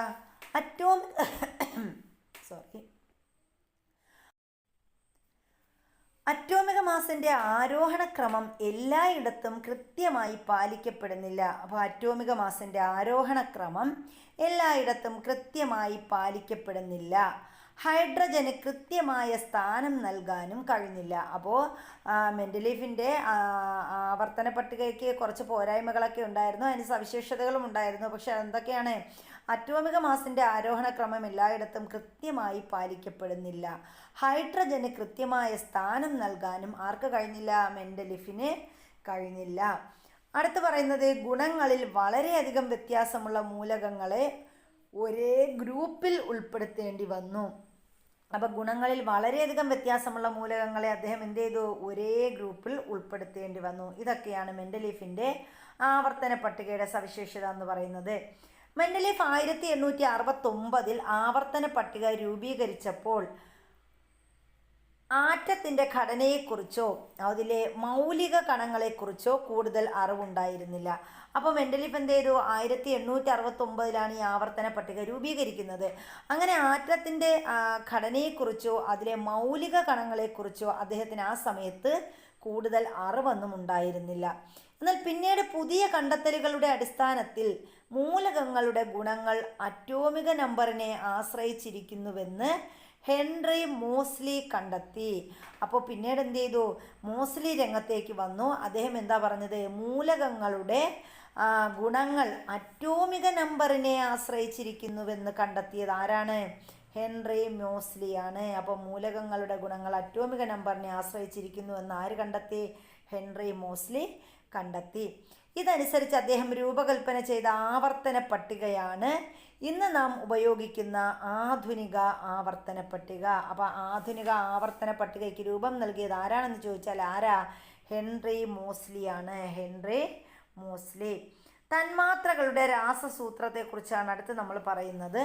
മൂലകങ്ങളെ എളുപ്പത്തിൽ മനസ്സിലാക്കുന്നതിന് പ്രതീകങ്ങൾ ഉപയോഗിക്കുന്നുണ്ടല്ലോ. അപ്പം നമ്മൾ മൂലകങ്ങളെ എളുപ്പത്തിൽ മനസ്സിലാക്കാനാണ് എന്ത് ഉപയോഗിക്കുന്നത്? പ്രതീകങ്ങൾ ഉപയോഗിക്കുന്നത്. N എന്ന് എഴുതിയാൽ അത് നൈട്രജനെയും നൈട്രജൻ്റെ ഒരാറ്റത്തെയും സൂചിപ്പിക്കുന്നു. അപ്പോൾ N എന്ന് പറയുന്നത് നൈട്രജനാണ്. നൈട്രജൻ എത്ര ആറ്റമേ ഉള്ളൂ? നൈട്രജൻ്റെ ഒരു ആറ്റം. അതാണ് ഈ N സൂചിപ്പിക്കുന്നത്. ഇനി 2 N2 ഇവ തമ്മിൽ വ്യത്യാസമുണ്ടോ? അപ്പോൾ ഇനി നമ്മൾ പറയുന്നത് എന്താണ്? 2N N2 ഇവ തമ്മിൽ വ്യത്യാസമുണ്ടോ എന്നാണ് ചോദിച്ചിരിക്കുന്നത്. അപ്പോൾ 2N എന്ന് പറഞ്ഞാൽ എന്താണ്? 2 സ്വതന്ത്ര നൈട്രജൻ ആറ്റങ്ങളെ സൂചിപ്പിക്കുന്നു. അപ്പോൾ ഇങ്ങനെ തന്നാൽ 2N എന്ന് പറഞ്ഞാൽ ഇവിടെ എന്തിനെയാണ് സൂചിപ്പിക്കുന്നത്? 2 സ്വതന്ത്ര ആറ്റങ്ങളെ സൂചിപ്പിക്കുന്നതാണ് 2N എന്ന് പറയുന്നത്. 2N 2 സ്വതന്ത്ര ആറ്റങ്ങളെ സൂചിപ്പിക്കുന്നു. ഇനി N2 ആണെങ്കിലോ 2 ആറ്റങ്ങൾ ചേർന്ന് ഉണ്ടായ ഒരു നൈട്രജൻ തന്മാത്രയെ സൂചിപ്പിക്കുന്നു. അപ്പോൾ ഇവിടെ N2 സൂചിപ്പിക്കുന്നത് 2 ആറ്റങ്ങൾ ചേർന്നുണ്ടായ ഒരു നൈട്രജൻ തന്മാത്ര. N2 എന്ന് പറഞ്ഞാൽ 2 നൈട്രജൻ ചേർന്നുണ്ടായ ഒരു നൈട്രജൻ തന്മാത്രയാണ് N2. ഇനി 2N എന്ന് പറഞ്ഞാൽ എന്താണ്? 2 സ്വതന്ത്ര നൈട്രജൻ ആറ്റങ്ങളെയാണ് സൂചിപ്പിക്കുന്നത്. അത് 2N. N2 നൈട്രജൻ തന്മാത്രകളെ സൂചിപ്പിക്കുന്നു. 2 ആറ്റങ്ങൾ ചേർന്നുണ്ടായ നൈട്രജൻ തന്മാത്രകളെ സൂചിപ്പിക്കുന്നു. 2N2 എന്ന് പറഞ്ഞാൽ എന്താണ്? അപ്പോൾ 2 നൈട്രജൻ തന്മാത്രകളെ സൂചിപ്പിക്കുന്നു. 2N2 എന്നത് എന്തിനെ സൂചിപ്പിക്കുന്നു? 2 നൈട്രജൻ തന്മാത്രകളെയാണ് സൂചിപ്പിക്കുന്നത്. 2N2വിൽ അടങ്ങിയിരിക്കുന്ന ആകെ ആറ്റങ്ങളുടെ എണ്ണം എത്രയായിരിക്കും? അപ്പോൾ 2N2വിൽ എത്ര ആറ്റങ്ങളാണ് ഉണ്ടായിരിക്കുന്നത്? 2N2വിൽ എത്ര ആറ്റങ്ങൾ ഉണ്ടായിരിക്കും? നമ്മളിവിടെ പറഞ്ഞ 2N2വിൽ അടങ്ങിയിരിക്കുന്ന ആകെ ആറ്റങ്ങളുടെ എണ്ണം എത്രയായിരിക്കും? 2N2വിൽ 4 നൈട്രജൻ ആറ്റങ്ങളാണ് ഉള്ളത്. 4 ആറ്റങ്ങളാണ് ഉണ്ടായിരിക്കുന്നത്. ചില മൂലകങ്ങളുടെ തന്മാത്രകളെ ചുരുക്കി എഴുതിയിരിക്കുന്നത് എങ്ങനെയെന്ന് പരിശോധിക്കൂ. അപ്പോൾ ഇവിടെ ചില തന്മാത്രകളെയൊക്കെ ചുരുക്കി എഴുതിയിരിക്കുന്നു. അപ്പോൾ ഇവിടെ തന്മാത്ര അടങ്ങിയിരിക്കുന്ന ആറ്റങ്ങളുടെ എണ്ണം വിഭാഗം എന്നിങ്ങനെ തന്നിട്ടുണ്ട്. അപ്പോൾ നമുക്ക് നോക്കാം. ഹീലിയത്തിൽ അടങ്ങിയിരിക്കുന്ന ആറ്റങ്ങളുടെ എണ്ണം 1 അതുകൊണ്ട് നമുക്കതിൻ്റെ ഏത് വിഭാഗത്തിൽ ഉൾപ്പെടുത്താം? ഏകാറ്റോമിക മൂലകമാണ് ഹീലിയം എന്ന് നമുക്ക് പറയാം. അപ്പോൾ ഹീലിയം എന്ന് പറയുന്ന ഒരു ഏകാറ്റോമിക മൂലകമാണ്. ഇനി ഓക്സിജനിൽ അടങ്ങിയിരിക്കുന്ന ആറ്റങ്ങളുടെ എണ്ണം 2 അപ്പോൾ അതിനെ നമുക്ക് എന്തെന്ന് പറയാം? ദ്വയാറ്റോമിക മൂലകമാണ് ഓക്സിജൻ എന്ന് പറയാം. ദ്വയാറ്റോമിക മൂലകം. ഇനി S8 സൾഫറിൽ അടങ്ങിയിരിക്കുന്ന ആറ്റങ്ങളുടെ എണ്ണം 8 അപ്പോൾ അതിനെ നമുക്ക് ബഹു അറ്റോമിക മൂലകം എന്ന് പറയാം. സൾഫർ എന്ന് പറയുന്ന ഒരു ബഹു അറ്റോമിക മൂലകമാണ്. ഇനി H2 ഹൈഡ്രജൻ എത്ര ആറ്റമുണ്ട്? 2 ആറ്റങ്ങളാണുള്ളത്. അപ്പോൾ നമുക്ക് നേരത്തെ പറഞ്ഞതുപോലെ ദ്വയാറ്റോമിക തന്മാത്ര എന്ന് പറയാം. ഇനി ഇവിടെ P4 ഫോസ്ഫറസ് 4 ആണ് P4. അപ്പോൾ അത് നമുക്ക് അതിനെ ബഹു അറ്റോമിക തന്മാത്രകളെന്ന് പറയാം. ഇനി നിയോണിന് എത്രയാ? 1 തന്മാത്രയേ ഉള്ളൂ, ഒന്നേ ഉള്ളൂ. അപ്പോൾ അതിനെ നമുക്ക് എന്ത് പറയാം? ഏകാറ്റോമിക തന്മാത്ര എന്ന് പറയാം. Cl2 ക്ലോറിന് എത്ര ആറ്റങ്ങളുണ്ട്? 2 ആറ്റങ്ങളാണുള്ളത്. അതിന് നമുക്ക് ദ്വയാറ്റോമിക തന്മാത്ര എന്ന് പറയാം. പിന്നീട് ഏതാണ്? ആർഗണിന് എത്രയേ ഉള്ളൂ? 1 ആറ്റമേ ഉള്ളൂ. ആർഗണിൽ 1 ആറ്റമേ ഉള്ളൂ. അത് നമുക്ക് ഏകാറ്റോമിക തന്മാത്രയായിട്ട് പറയാം. ഇനി O3 ഓക്സിജനിലെ O3 എത്രയുണ്ട്? O3 അതിൽ 3 ആറ്റങ്ങളുണ്ട്. അപ്പം നമുക്കതിനെ ബഹു അറ്റോമിക തന്മാത്ര എന്ന് പറയാം. അപ്പം ഇങ്ങനെയാണ് നമ്മൾ ഇത് കണക്കാക്കുന്നത്. ഇനി ഇവിടെ ഹീലിയം, നിയോൺ, ക്ലോറിൻ, പിന്നെ നമ്മുടെ ഫോസ്ഫറസ്, സൾഫർ എന്നിവ ഇവിടെ അതിൻ്റെ തന്മാത്രകളെ ഇവിടെ ഇങ്ങനെ തന്നിട്ടുണ്ട്. ഒരു തന്മാത്രയിൽ ഒരാറ്റം മാത്രമുള്ള മൂലകങ്ങളാണ് ഏകാറ്റോമിക മൂലകങ്ങളെന്ന് മനസ്സിലായില്ലേ? അപ്പം നമ്മൾ നോക്കുമ്പോൾ ഒരു തന്മാത്രയിൽ ഒരാറ്റം മാത്രമേ ഉള്ളൂ. അങ്ങനെയാണെങ്കിൽ അതിനെ നമ്മൾ ഏകാറ്റോമിക മൂലകങ്ങളെന്നും പറയുന്നു. ദ്വയാറ്റോമിക മൂലകങ്ങളും ബഹു അറ്റോമിക മൂലകങ്ങളും തമ്മിലുള്ള വ്യത്യാസം എന്താണ്? ഇപ്പോൾ ദ്വയാറ്റോമിക മൂലകങ്ങൾ എന്ന് പറഞ്ഞാൽ 2 തന്മാത്രകൾ. ഇവിടെ ക്ലോറിൻ എന്ന് പറയുന്ന ഒരു ദ്വയാറ്റോമിക തന്മാത്രയാണ്. ഇവിടെ 2 തന്മാത്രയുണ്ട്. ഇനി ബഹു അറ്റോമിക തന്മാത്ര എന്ന് പറയുമ്പോൾ ഇവിടെ 3 അതിൽ കൂടുതലും വന്നാൽ നമ്മൾ ബഹു അറ്റോമിക തന്മാത്ര എന്നാണ് പറയുന്നത്. അപ്പോൾ തന്മാത്രാ രാസസൂത്രം ഒരു പദാർത്ഥത്തിൻ്റെ ഒരു തന്മാത്രയെ സൂചിപ്പിക്കുന്നു. തന്മാത്രാ രാസസൂത്രം എന്ത് ചെയ്യുന്നു? ഒരു പദാർത്ഥത്തിൻ്റെ, അപ്പോൾ ഈ പി എന്ന് മാത്രം തന്നാൽ ഇവിടെ ഒരു ആറ്റമുണ്ട് എന്നാണ് പറയുന്നത്. അപ്പോൾ തന്മാത്രാ രാസസൂത്രം എന്തിനെ സൂചിപ്പിക്കുന്നു? ഒരു പദാർത്ഥത്തിൻ്റെ ഒരു തന്മാത്രയെ സൂചിപ്പിക്കുന്നു. ഇനി മൂലകങ്ങളുടെ രാസസൂത്രത്തെക്കുറിച്ചാണ് പറയുന്നത്.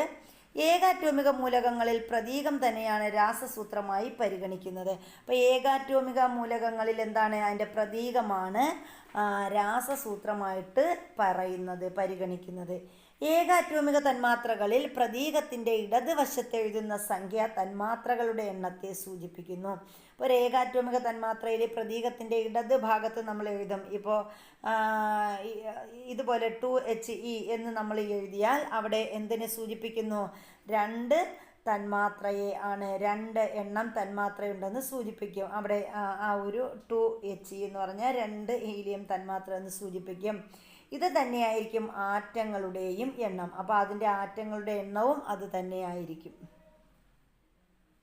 2He 2 ഹീലിയം ആറ്റങ്ങൾ, 2 ഹീലിയം തന്മാത്രകൾ. അപ്പോൾ 2He എന്ന് പറഞ്ഞാൽ അവിടെ നമുക്ക് പറയാം 2He എന്ന് പറഞ്ഞാൽ ഇവിടെ 2 ഹീലിയം തന്മാത്ര എന്നും പറയും, 2 ഹീലിയം ആറ്റങ്ങളെന്നും പറയും. Ne 3Ne എന്ന് പറഞ്ഞാൽ അതിൽ എന്തൊക്കെയുണ്ട്? 3 നിയോൺ ആറ്റങ്ങളുമുണ്ട്, 3 നിയോൺ തന്മാത്രകളുമുണ്ട്. അപ്പോൾ 3Ne 3 നിയോൺ ആറ്റങ്ങളും 3 നിയോൺ തന്മാത്രകളും അങ്ങനെയാണ് നമ്മൾ കണക്കാക്കുന്നത്. അപ്പോൾ ഒരു തന്മാത്രയിലെ ആറ്റങ്ങളുടെ എണ്ണമാണ് അറ്റോമികത എന്ന് പറയുന്നത്. അപ്പോൾ ഒരു തന്മാത്രയിലെ ആറ്റങ്ങളുടെ എണ്ണത്തെ നമ്മൾ എന്തെന്ന് പറയുന്നു? അറ്റോമികത എന്ന് പറയുന്നു. അറ്റോമികത എന്ന് പറഞ്ഞാൽ ഒരു തന്മാത്രയിലെ ആറ്റങ്ങളുടെ എണ്ണമാണ് അറ്റോമികത. ദ്വയ അറ്റോമിക, ബഹു അറ്റോമിക മൂലകങ്ങളിൽ പ്രതീകത്തിൻ്റെ വലത് ഭാഗത്ത് താഴെയായി അറ്റോമികത എഴുതിയാൽ അവയുടെ രാസസൂത്രം ലഭിക്കുന്നു. അപ്പോൾ എന്താ നമ്മൾ പറഞ്ഞത്? ദ്വയാറ്റോമിക തന്മാത്രകളിലും ദ്വയാറ്റോമിക മൂലകങ്ങളിലും ബഹു അറ്റോമിക മൂലകങ്ങളിലും പ്രതീകത്തിൻ്റെ വലതുഭാഗത്ത് താഴെയായി അറ്റോമികത എഴുതിയാൽ അവയുടെ രാസസൂത്രം ലഭിക്കുന്നു. തന്മാത്രകളുടെ ആകെ എണ്ണം രാസസൂത്രത്തിൻ്റെ ഇടതുവശത്തായും എഴുതുന്നു. അപ്പോൾ അറ്റോമികത എഴുതുമ്പോൾ നമ്മൾ വലതുഭാഗത്ത് താഴെയായി എഴുതിയാൽ അവിടെ മൂലകത്തിൻ്റെ പ്രതീകത്തിൻ്റെ വലതുഭാഗത്ത് താഴെയായി അറ്റോമികത എഴുതിയാൽ അവയുടെ രാസസൂത്രം ലഭിക്കും. ഇനിയോ തന്മാത്രകളുടെ ആകെ എണ്ണം രാസസൂത്രത്തിൻ്റെ ഇടതുവശത്തായും നമ്മൾ എഴുതുന്നു. മൂലകങ്ങളുടെ രാസസൂത്രത്തിൽ നിന്നും തന്മാത്രകളുടെയും അവയിലടങ്ങിയ ആറ്റങ്ങളുടെയും എണ്ണം കണ്ടെത്താം. അപ്പോൾ ഈ മൂലകങ്ങളുടെ രാസസൂത്രത്തിൽ നിന്നാണ് നമ്മൾ തന്മാത്രകളുടെയും അവയിലടങ്ങിയ ആറ്റങ്ങളുടെയും ഒക്കെ എണ്ണം കണ്ടെത്തുന്നത്. അപ്പോൾ ഇവിടെ നമുക്ക് നോക്കാം. ഇവിടെ 3O2 എന്ന് തന്നിട്ടുണ്ട്. അപ്പോൾ 3O2 എന്ന് പറഞ്ഞാൽ എന്താണ്? ഇവിടെ 3 ഓക്സിജൻ തന്മാത്രകളാണ്, 3 ഓക്സിജൻ തന്മാത്രകൾ. അങ്ങനെയാണെങ്കിൽ ആകെ ആറ്റങ്ങളുടെ എണ്ണം എത്രയെന്ന് ചോദിച്ചാൽ നമുക്ക് പറയാം എന്താണ്? 3 × 2 എത്രയാണ്? 6 ഓക്സിജൻ ആറ്റങ്ങളാണ്. അപ്പോൾ 3 × 2 ഇങ്ങനെ നമ്മൾ നോക്കുമ്പോൾ നമുക്ക് എത്ര? 6 ഓക്സിജൻ തന്മാത്രകളാണ് അവിടെ, ആറ്റങ്ങളാണ് അവിടെ ഉള്ളതെന്ന് നമുക്ക് കിട്ടും.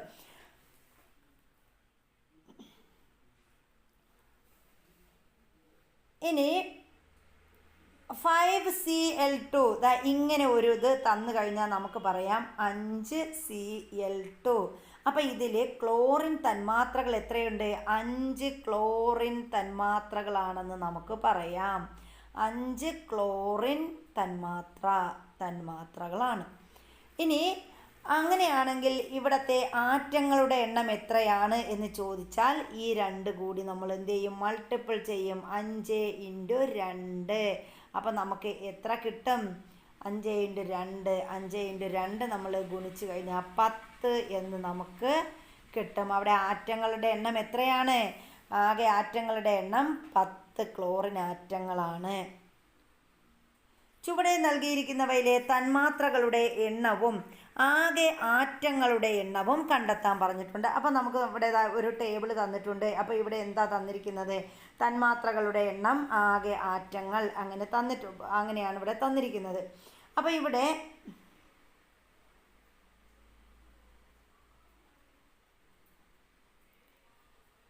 H2 ഒന്നാമത്തേത് എന്താണ്? H2 ആണ് തന്നിരിക്കുന്നത്. അപ്പോൾ ഇവിടെ തന്മാത്രകളുടെ എണ്ണം എത്രയാണ്? തന്മാത്രകളുടെ എണ്ണം എന്ന് പറയുന്നത് 1 ആണ്.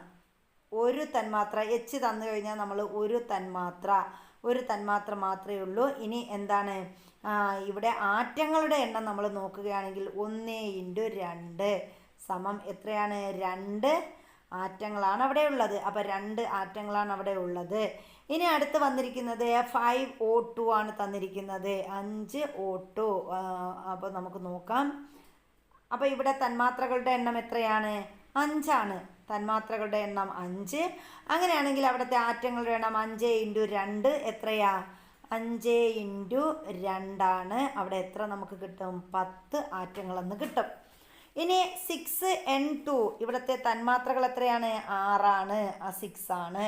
ഇനി ഇവിടുത്തെ ആറ്റങ്ങളുടെ എണ്ണം എത്രയാണ്? 6 × 2 എത്ര കിട്ടും? 12 ആണ്. ഇവിടുത്തെ ആറ്റങ്ങളുടെ എണ്ണം 12. ഇനി വരുന്നത് 4Cl2. അപ്പോൾ ഇവിടുത്തെ തന്മാത്രകളുടെ എണ്ണം എത്രയാണ്? 4 ആണ്. ഇനി ഇവിടുത്തെ ആകെ ആറ്റങ്ങളുടെ എണ്ണം 4 × 2 8 ആണ്. ഇനി ഇവിടെ S8 ഇവിടുത്തെ തന്മാത്രകളുടെ എണ്ണം 1 ആണ്. ആകെ ആറ്റങ്ങളുടെ എണ്ണം 1 × 8 എത്രയാ? 8 ആണ്. അപ്പോൾ ഇങ്ങനെയാണ് നമുക്ക് കിട്ടുന്നത്. ഇനി സംയുക്തങ്ങളുടെ രാസസൂത്രം പറഞ്ഞിട്ടുണ്ട്.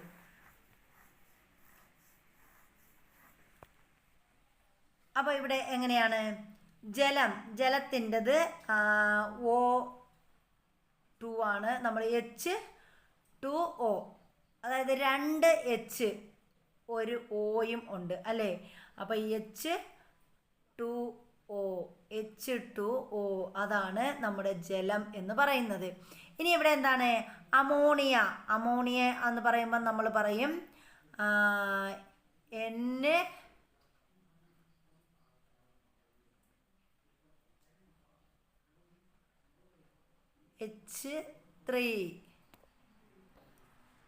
NH3 എന്ന് നമ്മൾ പറയും. ഇനി അതുപോലെ ക്ലോറിൻ ആണെങ്കിലോ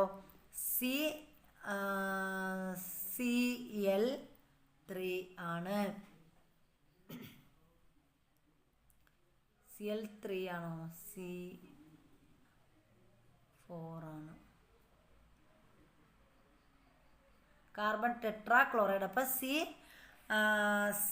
CCl4 ആണ്. CCl4 ആണ് നമ്മളവിടെ കിട്ടുന്നത്. CCl4 ആണ് വരുന്നത്. നിങ്ങൾക്ക് പരിചിതമായ ഒരു സംയുക്തമാണല്ലോ ഹൈഡ്രജൻ ക്ലോറൈഡ്. അപ്പോൾ ഹൈഡ്രജൻ ക്ലോറൈഡ് എന്ന് പറയുന്നത് നമുക്ക് പരിചയമായിട്ടുള്ള ഒരു സംയുക്തമാണ്. ഇവയിലെ ഘടകമൂലകങ്ങൾ ഹൈഡ്രജനും ക്ലോറിനും ആണല്ലോ. അപ്പോൾ ഹൈഡ്രജൻ ക്ലോറൈഡ് ഘടകമൂലകങ്ങൾ ചോദിച്ചാൽ ഏതൊക്കെയാണ്? ഹൈഡ്രജനും ക്ലോറിനുമാണ്. ഹൈഡ്രജൻ്റെയും ക്ലോറിൻ്റെയും പ്രതീകങ്ങൾ എഴുതി നോക്കൂ. അപ്പോൾ ഹൈഡ്രജൻ്റെയും ക്ലോറിൻ്റെയും പ്രതീകങ്ങൾ എഴുതി നോക്കാൻ പറഞ്ഞിട്ടുണ്ട്. ഒരു ഹൈഡ്രജൻ ക്ലോറൈഡ് തന്മാത്രയിൽ ഒരു ഹൈഡ്രജൻ ആറ്റവും ഒരു ക്ലോറിൻ ആറ്റവും അടങ്ങിയിട്ടുണ്ട്. അപ്പോൾ ഒരു ഹൈഡ്രജൻ തന്മാത്ര നമ്മൾ എടുത്തു കഴിഞ്ഞാൽ ഒരു ഹൈഡ്രജൻ തന്മാത്രയിൽ എത്രയാണ്? ഒരു ഹൈഡ്രജൻ ക്ലോറൈഡ് തന്മാത്രയിൽ ഒരു ഹൈഡ്രജൻ ആറ്റവും ഒരു ക്ലോറിൻ ആറ്റവും അടങ്ങിയിട്ടുണ്ട്. അപ്പം നമുക്ക് എന്ത് പറയാം? ഹൈഡ്രജൻ ക്ലോറൈഡ് എന്ന് പറഞ്ഞാൽ HCl ആണ്. HCl hydrogen chloride. ഹൈഡ്രജൻ ക്ലോറൈഡിൻ്റെ ഒരു തന്മാത്രയെ എങ്ങനെ സൂചിപ്പിക്കാം? ഹൈഡ്രജൻ ക്ലോറൈഡിൻ്റെ ഒരു തന്മാത്രയെ നമ്മൾ എന്താ പറയുന്നത്? എങ്ങനെയാണ് സൂചിപ്പിക്കുന്നത്? ഹൈഡ്രജൻ ക്ലോറൈഡിൻ്റെ HCl. ഇത് ഹൈഡ്രജൻ ക്ലോറൈഡിൻ്റെ ഒരു തന്മാത്രയാണ്. ഇവിടെ ഒരു തന്മാത്രയുമുണ്ട്. ഹൈഡ്രജൻ ക്ലോറൈഡിൻ്റെ ഒരു ഹൈഡ്രജൻ ആറ്റവും ഒരു ക്ലോറിൻ ആറ്റവും ഉണ്ട്. ഇതുപോലെ ജലത്തിൻ്റെ ഒരു തന്മാത്രയെ എങ്ങനെ സൂചിപ്പിക്കാം? അപ്പോൾ ഇവിടെ നമുക്ക് സംയുക്തം തന്നിട്ടുണ്ട്, മൂലകങ്ങളുണ്ട്, അതിൻ്റെ പ്രതീകം, അതിലെ തന്മാത്രയിലെ ആറ്റങ്ങൾ, രാസസൂത്രം എന്നിവയൊക്കെ ഇവിടെ തന്നിട്ടുണ്ട്. അപ്പോൾ എങ്ങനെയാണ് നമ്മൾ നോക്കുന്നത്? നൈട്രിക് ഓക്സൈഡിൽ നൈട്രജൻ ഉണ്ട്, ഓക്സിജൻ ഉണ്ട്. നൈട്രിക് ഓക്സൈഡിൽ ഏതൊക്കെ മൂലകങ്ങളാണ് അടങ്ങിയിരിക്കുന്നത്? നൈട്രജനും ഓക്സിജനുമാണ് അടങ്ങിയിരിക്കുന്നത്. അപ്പോൾ നൈട്രജൻ്റെ പ്രതീകം N ആണ്, ഓക്സിജൻ്റെ പ്രതീകം O ആണ്. നൈട്രിക് ഓക്സൈഡിൽ NO ആണ് നൈട്രിക് ഓക്സൈഡ് എന്ന് പറയുന്നത്. അപ്പോൾ ഇവിടെ എന്താണ്? ആ തന്മാത്രയിലെ ഒരു തന്മാത്രയിലെ ആറ്റങ്ങളെന്ന് പറയുന്നത് 1 ഇനി ഓക്സിജനിലെ ആറ്റങ്ങളുടെ എണ്ണം 1. അപ്പോൾ ഇതിൻ്റെ രാസസൂത്രം എങ്ങനെയാണ്? NO എന്ന് നമ്മൾ എഴുതും. ഇനി അമോണിയയിൽ നൈട്രജൻ N ആണ്, ഹൈഡ്രജൻ H ആണ്. അമോണിയ നൈട്രജനും ഹൈഡ്രജനുമാണ് അടങ്ങിയിരിക്കുന്നത്. അപ്പോൾ നൈട്രജൻ്റെത് N-ഉം ഹൈഡ്രജൻ്റെത് H-ഉമാണ് നമ്മൾ കൊടുക്കുന്നത്. അമോണിയയിൽ എത്ര? ഒരു നൈട്രജൻ ആറ്റവും 3 ഹൈഡ്രജൻ ആറ്റവുമാണ് ഉള്ളത്. NH3 ആണ്. ഇനി ഇവിടുത്തെ രാസസൂത്രം എങ്ങനെയാണ്? NH3 എന്നാണ് നമ്മൾ കൊടുക്കുന്നത്. ഇനി കാർബൺ ഡൈ ഓക്സൈഡിൽ കാർബണും ഉണ്ട്, അതുപോലെ ഓക്സിജനും ഉണ്ട് കാർബൺ ഡൈ ഓക്സൈഡിൽ.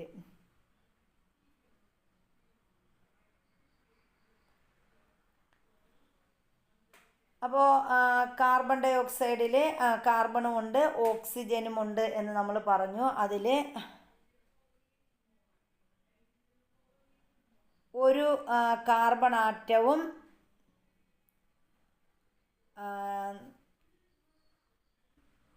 അപ്പോൾ ഇവിടെ O2 ആണ് ഉള്ളത്. ഓക്സിജൻ എത്ര? കാർബൺ ഡൈ ഓക്സൈഡിൽ കാർബണുമുണ്ട്, നമുക്കിവിടെ എഴുതാം, കാർബണുമുണ്ട്, അതുപോലെ എന്തുമുണ്ട്? ഓക്സിജനുമുണ്ട്. അപ്പോൾ ഇവിടെ കാർബൺ എന്ന് പറയുന്നത് ഒരാറ്റമാണ്, ഓക്സിജൻ്റെ 2 ആറ്റമാണ് ഉള്ളത് പ്രതീകം. ഇനി അപ്പോൾ ഇവിടെ നമ്മൾ സിയും ഓയുമാണ് പ്രതീകം. ഇവിടെ ഓക്സിജൻ കാർബൺ തന്മാത്രകൾ 1, ഓക്സിജൻ തന്മാത്രകൾ 2 ഉണ്ട്. ഇവിടെ നമ്മൾ എഴുതുമ്പം CO2 എന്നാണ് എഴുതുന്നത്. ഇനി നോക്കിയേ, സൾഫ്യൂരിക് ആസിഡിൽ വരുന്നത് ഹൈഡ്രജൻ ഉണ്ട്, സൾഫർ ഉണ്ട്, ഓക്സിജൻ ഉണ്ട്. അപ്പോൾ സൾഫ്യൂരിക് ആസിഡിൽ സൾഫർ, നമ്മുടെ ഹൈഡ്രജൻ, ഓക്സിജൻ ഇവയാണുള്ളത്. ഇതിൽ ഹൈഡ്രജൻ്റെ 2 ആറ്റങ്ങൾ. അപ്പോൾ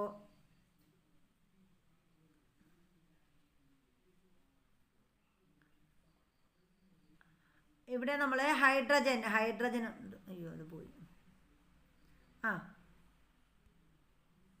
ഹൈഡ്രജൻ ഉണ്ട്, സൾഫർ ഉണ്ട്, ഓക്സിജൻ ഉണ്ട്. അപ്പോൾ ഇവിടെ ഹൈഡ്രജൻ 2 ആറ്റമുണ്ട്, സൾഫർ 1 ഉണ്ട്, ഓക്സിജൻ 4 ഉണ്ട്. അപ്പം നമുക്ക് എങ്ങനെ എഴുതാം ഇത്? H2SO4 എന്നാണ് നമ്മളിവിടെ എഴുതുന്നത്. അതാണ് ഇവിടെ വരേണ്ടത്, H2SO4. ഇനി അടുത്ത് വരുന്നത് കാർബൺ ടെട്രാ ക്ലോറൈഡ് ആണ്. അതിൽ കാർബണുമുണ്ട്, ക്ലോറിനുമുണ്ട്. കാർബണിന് നമ്മൾ C കൊടുക്കും, ക്ലോറിന് Cl കൊടുക്കും. ഇനി നമ്മൾ കാർബണിന് 1 ആറ്റമാണ് അവിടെ ഉള്ളത്.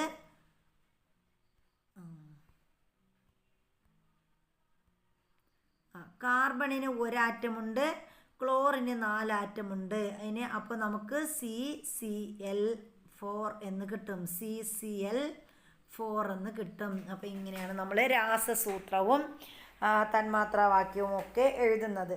ഇനി നമ്മൾ നോക്കിയേ, അടുത്ത് നമ്മൾ പറയുന്നത് ഒരു സംയുക്തത്തിൽ അടങ്ങിയ മൂലക ആറ്റങ്ങളുടെ എണ്ണങ്ങൾ തമ്മിൽ ഒരു നിശ്ചിത അനുപാതമുണ്ടായിരിക്കും. അപ്പോൾ ഒരു സംയുക്തത്തിൽ അടങ്ങിയ മൂലക ആറ്റങ്ങളുടെ എണ്ണങ്ങൾ തമ്മിൽ ഒരു നിശ്ചിത അനുപാതം ഉണ്ടായിരിക്കും എന്നാണ് പറയുന്നത്. 3CO2 അടങ്ങിയിരിക്കുന്ന തന്മാത്രകളുടെയും ആകെ ആറ്റങ്ങളുടെയും എണ്ണം കണ്ടെത്തുക. അപ്പോൾ 3CO2 എന്ന് പറഞ്ഞിട്ടുണ്ട്. അപ്പോൾ ഇവിടെ 3CO2 അടങ്ങിയിരിക്കുന്ന തന്മാത്രകളുടെയും ആകെ ആറ്റങ്ങളുടെയും എണ്ണം. അപ്പോൾ 3CO2 ഇവിടെ തന്മാത്രകളുടെ എണ്ണം എത്രയാണ്? 3 ആണ് തന്നിരിക്കുന്നത്. ആറ്റങ്ങൾ എന്ന് പറയുന്നത് C എന്ന് പറയുമ്പം ഇവിടെ 3 × 1 ആറ്റങ്ങളുടെ എണ്ണം എത്രയാണ്? 3 × 1 3 ഉണ്ട്. പിന്നെ നമുക്ക് പറയാം എന്താണ് ഇവിടെ O എന്ന് പറയുന്നത് 3 ഇൻറ്റു 2 6 ഇവിടെ ഉള്ളത്. അപ്പോൾ 3 ഇൻറ്റു 1 സിയും 3 ഇൻറ്റു 2 ഓയും ഉണ്ട്. അപ്പോൾ മുഴുവൻ ആറ്റങ്ങളുടെ എണ്ണം എത്രയാണ്? 9 ആറ്റങ്ങളാണ് അവിടെ ഉള്ളത്. അപ്പോൾ ഇതുപോലെ ഏതൊരു സംയുക്തത്തിൻ്റെയും തന്മാത്രകളിൽ അടങ്ങിയിരിക്കുന്ന ആകെ ആറ്റങ്ങളുടെ എണ്ണം കണ്ടെത്താമല്ലോ. ചുവടെ നൽകിയിരിക്കുന്ന പട്ടിക പൂർത്തിയാക്കാനും പറഞ്ഞിട്ടുണ്ട്. അപ്പോൾ ഇവിടെ പട്ടികയിൽ തന്നിരിക്കുന്നത് എന്തൊക്കെയാണ്? സംയുക്തം 2HCl തന്മാത്രകളുടെ എണ്ണം 2 ആണ്. 2 അതിലെ ആറ്റങ്ങളുടെ എണ്ണം എന്ന് പറയുന്നത് 2 ഇൻറ്റു 1 ഇൻറ്റു 1. അപ്പോൾ 2 ഇൻറ്റു 1 എന്ന് പറയുമ്പം ഓരോന്ന് വീതമാണുള്ളത്. 2 ഇൻറ്റു 1 എന്ന് പറയുമ്പം എത്രയാണ്?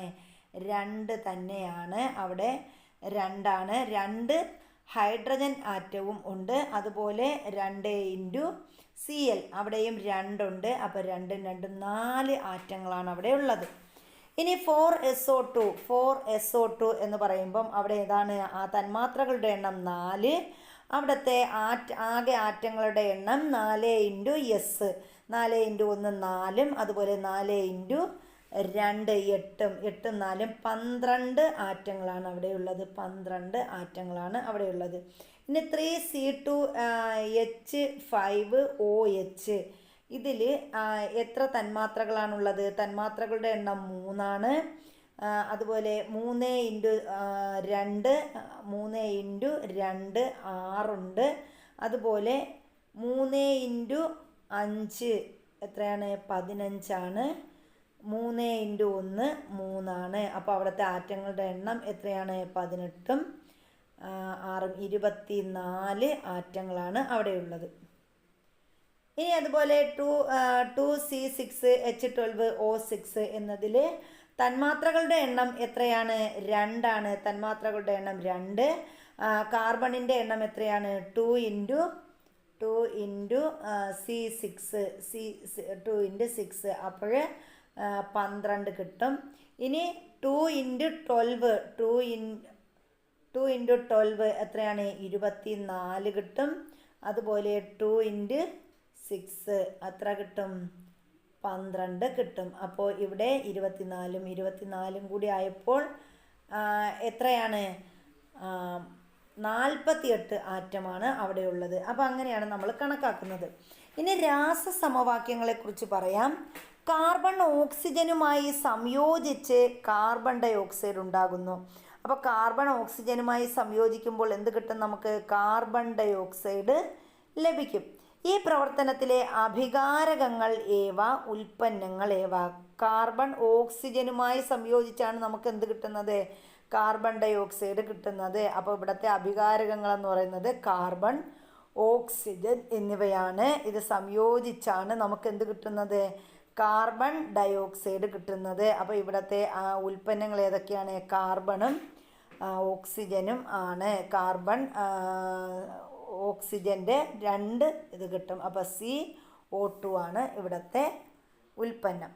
അഭികാരകങ്ങളെ രാസസൂത്രം ഉപയോഗിച്ച് എങ്ങനെ എഴുതാം? ഉൽപ്പന്നങ്ങളെയോ? അപ്പോൾ അഭികാരകങ്ങളെ നമുക്ക് രാസസൂത്രം ഉപയോഗിച്ച് എങ്ങനെ എഴുതാം എന്ന് ചോദിച്ചിട്ടുണ്ട്. അപ്പോൾ ഈ രാസപ്രവർത്തനത്തെ നമുക്ക് എങ്ങനെയാണ്? ഇവിടെ നമ്മൾ അഭികാരകങ്ങൾ എന്ന് പറയുന്നത് C+O2 കാർബണും ഓക്സിജനുമാണ്.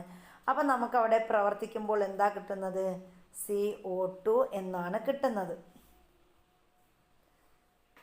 ഒരു രാസപ്രവർത്തനത്തിലെ മാറ്റങ്ങളെ ഒറ്റ നോട്ടത്തിൽ മനസ്സിലാക്കുന്ന വിധത്തിൽ സൂചിപ്പിക്കുന്ന രീതിയാണ് രാസസമവാക്യം. അപ്പോൾ രാസസമവാക്യം എന്ന് പറഞ്ഞാൽ എന്താണ്? നമ്മളൊരു രാസപ്രവർത്തനത്തിലെ മാറ്റങ്ങളെ ഒറ്റ നോട്ടത്തിൽ മനസ്സിലാകുന്ന വിധത്തിൽ സൂചിപ്പിക്കുന്ന രീതിയാണ് നമ്മൾ എന്തെന്ന് പറയുന്നത്? രാസസമവാക്യം എന്ന് പറയുന്നത്. ഇതിൽ അഭികാരകങ്ങളെയും ഉൽപ്പന്നങ്ങളെയും സൂചിപ്പിക്കുന്നതിനായി അവയുടെ പ്രതീകങ്ങൾ അഥവാ രാസസൂത്രങ്ങൾ ഉപയോഗിക്കുന്നു. അപ്പോൾ അഭികാരകങ്ങളെയും ഉൽപ്പന്നങ്ങളെയും സൂചിപ്പിക്കാൻ എന്ത് ചെയ്താൽ മതി? അവയുടെ പ്രതീകങ്ങളെയോ രാസസൂത്രങ്ങളെയോ ഉപയോഗിച്ചാൽ മതി.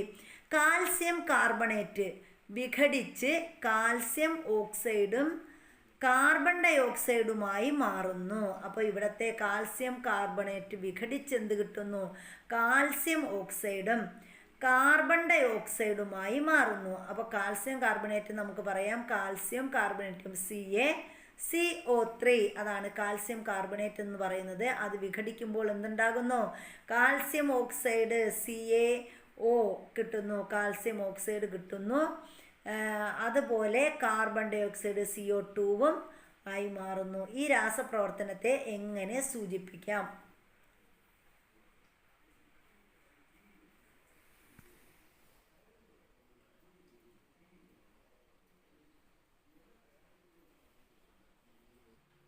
അപ്പോൾ ഇത് നമുക്ക് ഇങ്ങനെ എഴുതാം. നമ്മുടെ CaCO3 gives CO2 plus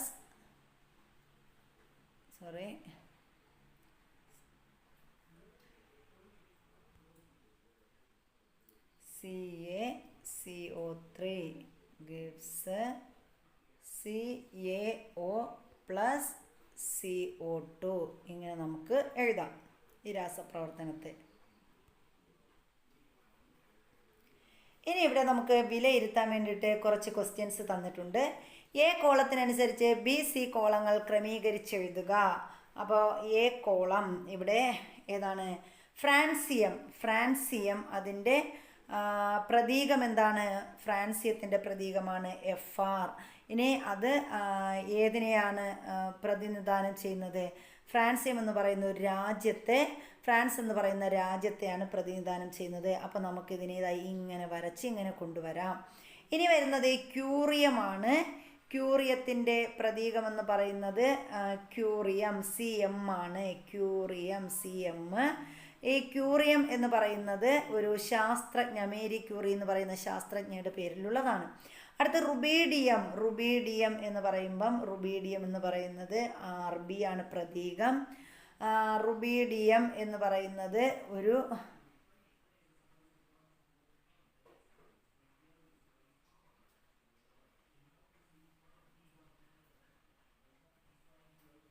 rubidium എന്ന് പറയുന്നത് എന്താണ്? ഒരു നിറത്തെയാണ് സൂചിപ്പിക്കുന്നത്. നമുക്കെടുക്കാം. അപ്പോൾ റുബീഡിയം RB ഒരു നിറമാണ്. ഇനി നെപ്റ്റ്യൂണിയം നമുക്കറിയാം. നെപ്റ്റ്യൂൺ എന്ന് പറയുന്നത് ഒരു ഗ്രഹമാണ്. അപ്പോൾ നെപ്റ്റ്യൂണിയത്തിൻ്റെത് NP ആണ്, അതൊരു ഗ്രഹമാണ്. ഇനി ഏതാണ്? യൂറോപ്പിയം സൂചിപ്പിക്കുന്നത് EU ആണ്. യൂറോപ്യം EU അത് ഒരു വൻകര ആണ് അല്ലെങ്കിൽ ഭൂഖണ്ഡമാണ്. ഇനി ടൈറ്റാനിയം എന്ന് പറയുന്നത് നമുക്ക് ഇവിടെ ടൈറ്റാനിയം എന്ന് പറയുന്നത് എന്താണ്? TI ആണ്. ഇതൊരു ഉപഗ്രഹമാണ്. അപ്പോൾ ഇങ്ങനെയാണ് നമ്മളിത് ഫില്ല് ചെയ്യാനുള്ളത്. ഇനി ക്ലോറിൻ എന്ന മൂലകത്തിൻ്റെ പ്രതീകമാണ് Cl. ഈ പ്രതീകം ഉപയോഗിച്ചുകൊണ്ട് 2 ക്ലോറിൻ ആറ്റങ്ങളെയും ഒരു ക്ലോറിൻ തന്മാത്രയെയും എങ്ങനെ സൂചിപ്പിക്കാം? അപ്പോൾ ഇവിടെ പറഞ്ഞിരിക്കുന്നത് ക്ലോറിൻ എന്ന മൂലകത്തിൻ്റെ പ്രതീകം തന്നിട്ടുണ്ട്. പ്രതീകം എന്ന് പറയുന്നത് Cl ആണല്ലോ. അപ്പോൾ ഈ Cl എന്ന പ്രതീകം ഉപയോഗിച്ചുകൊണ്ട് 2 ക്ലോറിൻ ആറ്റം വരുമ്പോൾ ഇവിടെ Cl2 കൊടുത്താൽ മതി, ഒരു ക്ലോറിൻ തന്മാത്ര. അപ്പോൾ ഇവിടെ Cl ഉണ്ട്, ഒന്ന് ഇവിടെ നമുക്ക് കണക്കാക്കാം. അപ്പോൾ നമ്മൾ Cl2 എന്ന് എഴുതാം. ഇനി നോക്കിയേ, താഴെ പറയുന്ന ഓരോന്നിലെയും ആറ്റങ്ങളുടെ എണ്ണം കണ്ടെത്തി ഏറ്റവും കൂടുതൽ ആറ്റങ്ങൾ അടങ്ങിയിരിക്കുന്നത് ഏതിലാണെന്ന് എഴുതുക. അപ്പോൾ ഇതിലെ ഓരോന്നിലെയും നമ്മൾ ആറ്റങ്ങൾ കണ്ടെത്തണം. എന്നിട്ട് ഇതിൽ ഏറ്റവും കൂടുതൽ ആറ്റങ്ങൾ ഏതിലാണെന്ന് എഴുതാൻ പറഞ്ഞിട്ടുണ്ട്. അപ്പോൾ ഇവിടെ നമുക്ക് ആദ്യം തന്നിരിക്കുന്നത് 5NH3 ആണ് തന്നിരിക്കുന്നത്. അപ്പോൾ ഇവിടെ തന്മാത്ര എന്ന് പറയുന്നത് നമുക്കറിയാം, തന്മാത്ര ഇവിടെ 5 ആണ്. ഇതിൽ ആറ്റങ്ങളുടെ എണ്ണം ആണ് കണ്ടെത്താൻ പറഞ്ഞിരിക്കുന്നത്. അപ്പോൾ ആദ്യം നമ്മൾ 5 × 1 5, അതുപോലെ 5 × 3 15, 5 നമുക്ക് 20 ആറ്റങ്ങളാണ് ആദ്യത്തേൽ വരുന്നത്. 20 ആറ്റങ്ങൾ വരും. ഇനി രണ്ടാമത്തേൽ 2H2O. അപ്പോൾ ഇവിടെ തന്മാത്ര 2 ഉണ്ട്. H2 എത്രയുണ്ട്? 2 × 2 4, 2 × 1 2. അപ്പോൾ 4ഉം 2ഉം 6 ആറ്റങ്ങളാണ് അവിടെ വരുന്നത്. ഇനി അടുത്ത് വരുന്നത് 5NO3 ആണ്. അപ്പോൾ 5 ഇൻറ്റു 1 5, 5 ഇൻറ്റു 2 10, അപ്പോൾ 15 ആണ് അവിടെ വരുന്നത്. 15 ആറ്റം വരും. ഇനി 4CO2, അപ്പോൾ അവിടെ 4 കാർബൺ ആണുള്ളത്, 2 ഓക്സിജനുമുണ്ട്. അപ്പോൾ ഇവിടെ 4 ഇൻറ്റു 1 4, അതുപോലെ 4 ഇൻറ്റു 2 8, അപ്പോൾ അവിടെ 12. അപ്പോൾ ഇതിൽ ഏറ്റവും കൂടുതലുള്ള ആറ്റങ്ങളുള്ളത് 5NH3ക്കാണ് ഏറ്റവും കൂടുതൽ ആറ്റങ്ങൾ വരുന്നത്. ഇനി പട്ടിക പൂർത്തിയാക്കാൻ പറഞ്ഞിട്ടുണ്ട്. എന്താണ്? മൂലകങ്ങൾ, അതിൻ്റെ നാമകരണത്തിൻ്റെ അടിസ്ഥാനം, അതിൻ്റെ പ്രതീകം ഒക്കെ പറഞ്ഞിട്ടുണ്ട്. ഇവിടെ ഇന്ത്യത്തിന് നാമകരണത്തിൻ്റെ അടിസ്ഥാനം എന്താണ്? ഇന്ത്യത്തിന് നാമം കിട്ടിയത് ഇൻഡിഗോ, അതിന് നിറത്തിൻ്റെ അടിസ്ഥാനത്തിലാണ് ഇന്ത്യത്തിന് ആ ഒരു നാമം കിട്ടിയിരിക്കുന്നത്. അതിൻ്റെ പ്രതീകം എന്ന് പറയുന്നത് IN ആണ്, ഇന്ത്യ. ഇനി റൂദർഫോർഡ് ശാസ്ത്രജ്ഞൻ്റെ പേരിൽ വരുന്നത്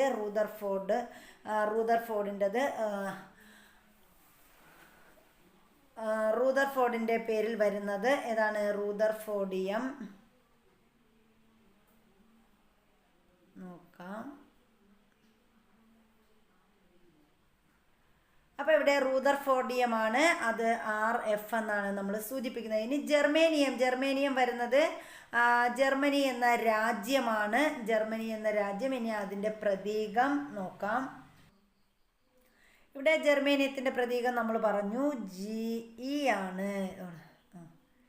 GE ആണ് ജർമ്മേനിയത്തിൻ്റെ പ്രതീകം. ഇനി സിൽവർ എന്ന് പറയുന്നത് അതിൻ്റെ ലാറ്റിൻ നാമം അർജൻറ്റം എന്നാണ്. അപ്പോൾ സിൽവറിൻ്റെ ലാറ്റിൻ നാമം അർജൻറ്റം ആണെങ്കിൽ അതിൻ്റെ പ്രതീകം എന്ന് പറയുന്നത് AG ആണ് അർജൻറ്റം, ഇതിൻ്റെ സിമ്പൽ എന്ന് പറയുന്നത്. ഇനി നോക്കാം, ചില ശാസ്ത്രജ്ഞരുടെ പേരുകൾ നൽകിയിരിക്കുന്നു. Dobereiner, Lavoisier, Newlands, Mendeleev.